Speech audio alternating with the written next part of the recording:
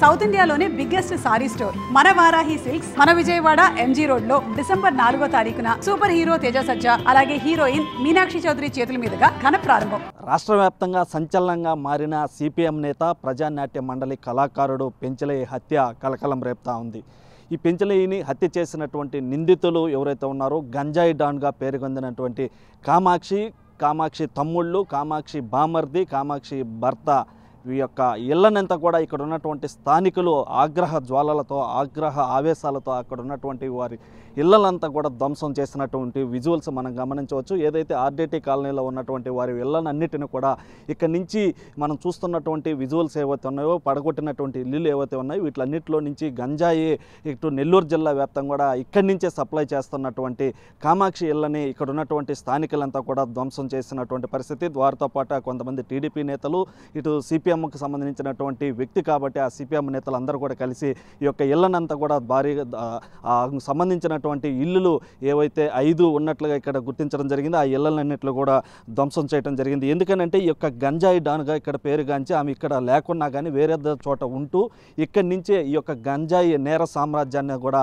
నడుపుతుందన్నటువంటి ఉద్దేశంతో ఇక్కడ ఉన్నటువంటి వారందరూ చెడు వ్యసనాలకే అలవాటు అవుతారని, ఇక్కడ ఉన్నటువంటి వారందరూ ఆ యొక్క చెడు వ్యసనాలతో చెడిపోయేటువంటి అవకాశం ఉందని చెప్పి ఈ యొక్క దాంతో అనేక సార్లు ఇక్కడ పలుమార్లు హెచ్చరించినప్పటికి కూడా ఆమె విననటువంటి పరిస్థితి. ఈ నేపథ్యంలోనే ఇక్కడ ఉన్నటువంటి స్థానికులంతా కలిసి ఒక కమిటీ ఏర్పాటు చేయడం జరిగింది. ఆ కమిటీలోనే భాగంగా ఈ యొక్క పెంచలయ్య అనే వ్యక్తి ఇక్కడ కళాకారుడిగా ఉంటూ ఈ యొక్క సిపిఎం నేతగా ఉంటూ కొన్ని అవగాహన కార్యక్రమాలు కూడా ఏర్పాటు చేయడం జరిగింది. ఈ నేపథ్యంలోనే ఇక్కడ గంజాయి అమ్మకూడదు అంటే వీరంతా కూడా ఈ కామాక్షి సంబంధించినటువంటి బ్యాచ్ అంతా కూడా ఇంతకుముందు గతంలో బోడుగాడు తోటలో కాపురం ఉండేవాళ్ళు, వారంతా ఇక్కడ అక్కడ కొన్ని అనివార్య కారణాల వల్ల వాళ్ళని ఇక్కడికి షిఫ్ట్ చేయడం జరిగింది. అప్పటి నుంచి కూడా ఇక్కడ ఈ ఆర్డీటీ కాలనీలు అంతా కూడా ఈ యొక్క గంజాయి నేర సామ్రాజ్యాన్ని ఏర్పాటు చేయడం జరిగింది. ఆమె ఇక్కడ పాత సామాన్లతో పాటు ఇక్కడ ఉన్నటువంటి చిత్తు పేపర్లు అవి దానికి సంబంధించినటువంటి షాపులు నడుపుతూ ఇక్కడ నివాసాలు ఏర్పాటు చేసుకునింది. అయితే ఇక్కడ ఉన్నట్టు మనం గమనించవచ్చు, ఇక్కడ ఇంట్లోకి సంబంధించినటువంటి సామాన్లు కూడా ఏముండవు. ఏవైనా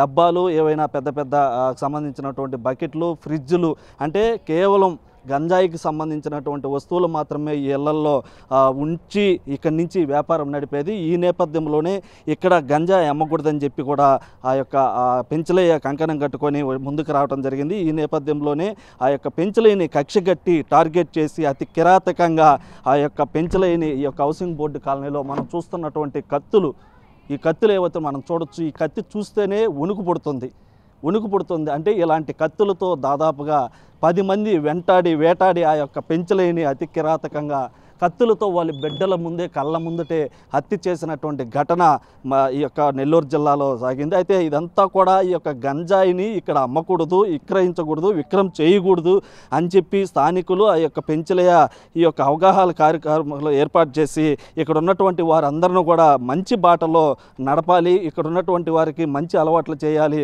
సామాజిక స్పృహతో మెలగాలన్నటువంటి ఉద్దేశంతో పెంచలయ్య ఇక్కడ ఆ యొక్క కమిటీని ఏర్పాటు చేయడం జరిగింది. అయితే ఈ యొక్క నేర సామ్రాజ్యానికి, ఈ యొక్క గంజాయి నేర సామ్రాజ్యానికి ఈ యొక్క పెంచలయ్య అడ్డుగా ఉన్నాడని చెప్పి వాళ్ళంతా కూడా స్కెచ్ వేసి ఈ యొక్క పెంచలయ్యని అయితే హతమార్చడం జరిగింది. అదేవిధంగా ఈ యొక్క చిన్న వయసులో ఉన్నటువంటి పిల్లల చేత గంజాయి నేర్పించడం, గంజాయితో అక్కడ ఉన్నటువంటి వారిని అందరిని కూడా చాలా రోజుల నుంచి ఈ యొక్క గంజాయి తాపిచ్చి ఎవరైనా అడిగితే వారి మీదకి దాడులు చేయటము, కొట్టడము ఇలాంటి ఘటనలను కూడా చోటు చేసుకుంటున్నటువంటి క్రమంలో వీటిలన్నిటిని కూడా అరికట్టాలని చెప్పి ఇక్కడ ఉన్నటువంటి స్థానికులు ఆ యొక్క పెంచలయ్య కూడా ఈ యొక్క గంజాయిని అంతమందించాలని చెప్పి ఇక్కడ కంకణం కట్టుకొని కమిటీ వేయడం జరిగింది. ఈ నేపథ్యంలోనే ఈ యొక్క కామాక్షి కక్షి కట్టి వారి బంధువులు, వారి భర్త, వారికి సంబంధించినటువంటి తమ్ముళ్ళు ఎవరైతే ఉన్నారో వారందరూ కూడా కలిసి ఈ యొక్క పెంచలయ్యని కూడా హత్య చేయడం జరిగింది.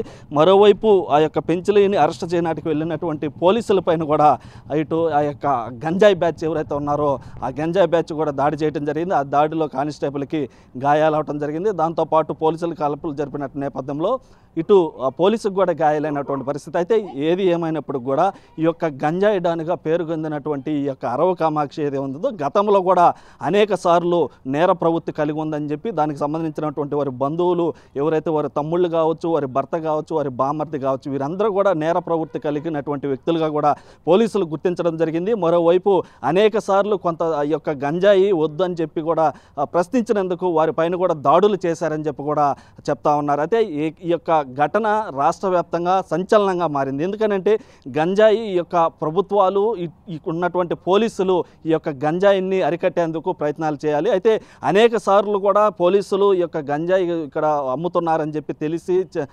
తీసుకెళ్ళినప్పుడు కూడా మళ్ళీ తర్వాత రోజు ఇక్కడికి రావటం పైన ఇదంతా గమనించినటువంటి ఆ యొక్క పెంచలయ్య ఇక్కడ ఉన్నటువంటి స్థానికులు వీరంతా కూడా గుర్తించి ఆ కమిటీ ఏర్పాటు చేయటమే తనకి శాపం అయిందని చెప్పి కూడా చెప్పవచ్చు. ఎందుకనంటే ఒక మంచి స్పృహతో ఆ యొక్క ఉన్నటువంటి భావాలతో ఇక్కడ మంచి బాటలో నడపాలి అన్నటువంటి ఉద్దేశంతో ఈ యొక్క ఆర్డిటి కాలనీలు ఇక్కడ ఉండేటి వాళ్ళంతా కూడా చిన్న పనులు చేసుకుంటూ రోజు కూలీ వారీలుగా జీవిస్తూ ఇక్కడ జీవనం సాగిస్తుంటారు. అటువంటి వారు చెడు వ్యసనాలకి బానిసైతే సమాజం చెడిపోతుందన్నటువంటి ఉద్దేశంతో ఆ యొక్క కార్యక్రమాలను చేపట్టడం జరిగింది. అదే ఈరోజు అతని సావుకి శాపంగా మారింది. అయితే ఈ యొక్క మర్డర్కి సంబంధించినటువంటి ఈ ఆర్డిటి కాలనీలో ఉన్నటువంటి వారందరూ కూడా ఆగ్రహ జ్వాలలు, ఆగ్రహ కట్టలు తెంచుకొని ఈరోజు మనం చూస్తున్నటువంటి ఈ యొక్క విల్లనంతా కూడా ధ్వంసం చేసినటువంటి పరిస్థితి.